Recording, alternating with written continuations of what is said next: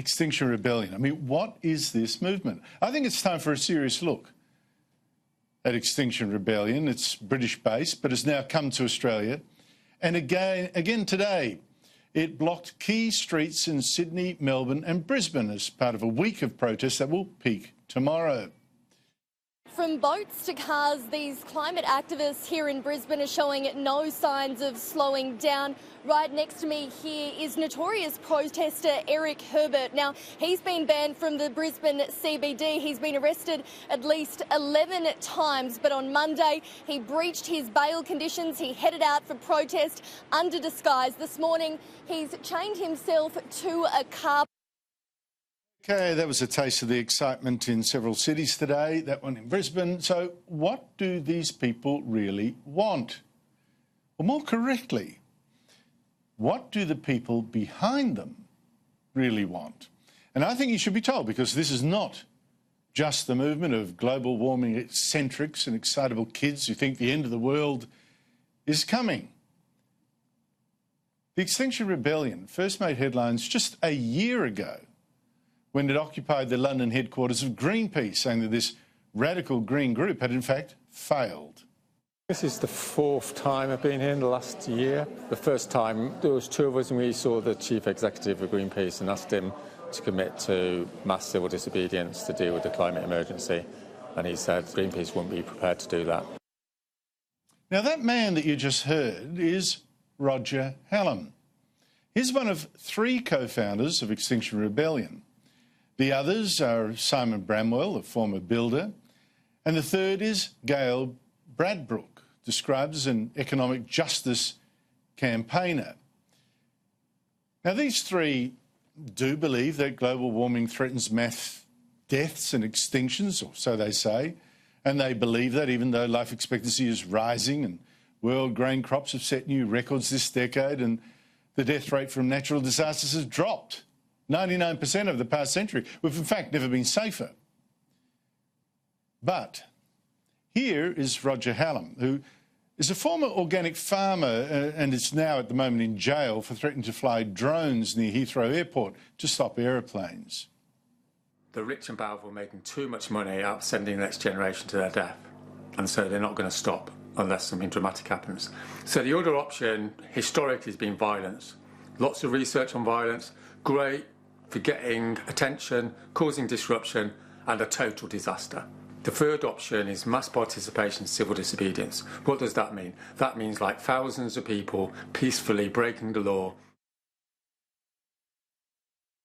Now, I think that these three founders of Extinction Rebellion actually want to believe in their global warming apocalypse, because it's their excuse for the revolution that they are actually planning.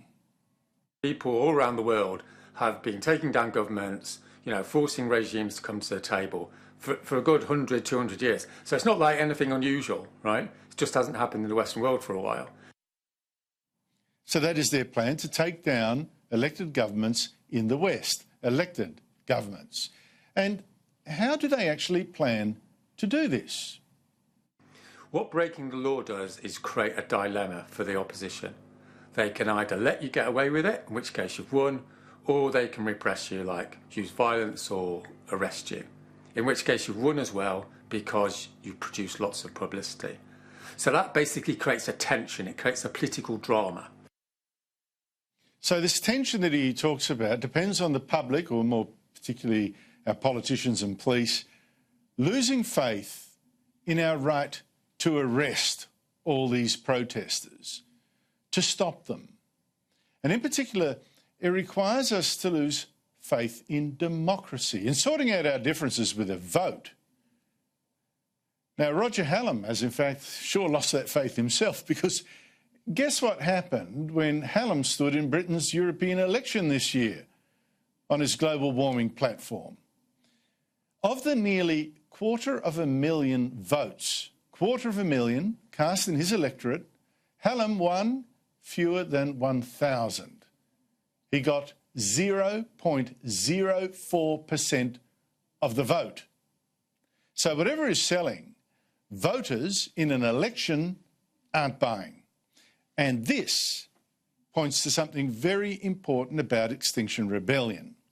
It is actually anti-democratic. It cannot win at the ballot box, so now tries force. And this, in fact, is the model of so many such revolutionary groups, the Bolsheviks in Russia, for instance. But there is another revolutionary analogy, which is clear when Hallam talks about the new political system that his revolution would bring in. And it's a system of power that, yes, sounds a bit like the Bolsheviks' Soviets, but it even sounds more to me like the mob rule of the French Revolution. Critically and most excitingly, we want a citizens' assembly, because we want these politicians out of the way so that ordinary people, bus driver from Glasgow, caterer from Basingstoke, normal people come into the room a bit like a jury trial, and they decide whether they want to live or die. And if they want to die, fair enough, but we can make a prediction that people don't want their kids to die, and they'll go, OK, what's the deal? How do we transform the economy? And once those people are in charge, then you can see some real change. That's just not the kind of thinking that in France led to the Great Terror during the French Revolution. This is not also, it's not the mad ravings of just one man in Extinction Rebellion. Co-founder Gail Bradbrook also sees Extinction Rebellion bringing about a total reorganisation of the wicked Western democracies. For me, this is part of reweaving a human family back together again. It's part of dealing with systemic racism, white supremacy, and the wounds of patriarchy that want to separate us, make us feel powerless. Why don't they export their little model to China, where there is a tyranny to overthrow? But they wouldn't do that. Now, I am not saying that every Extinction Rebellion protester here believes in this revolutionary anti-Western and anti-democratic agenda, but the Australian organisers do, I believe, since, well, check out their 4 demands. The 4th is to dismantle Australia's colonial systems of oppression, to decolonise and replace oppressive government structures with systems of self-management and true participatory democracy, which is that Hallam vision of people just wandering into a room, the loudest get the say, the mob rules, and that's their model. Again, this is anti-Western, it's anti-parliamentary, and it's a mix of communist and anarchist ideals that, if implemented, well, look at history. It's always led to chaos or tyranny. And yet this is a movement of our time. It comes when faith in our institutions has been white-anted, particularly in our education systems, it seems to me. It comes when God is dead and our idealistic young are desperate for some great crusade that they can put down their lives for, or at least lie in the street for. And it comes when knowledge of history has largely gone. So the young, they don't know that movements like this have come before, and they don't know how badly they've failed. And I do think Extinction Rebellion in time will fail too, in time, because its time is not yet. But the next revolution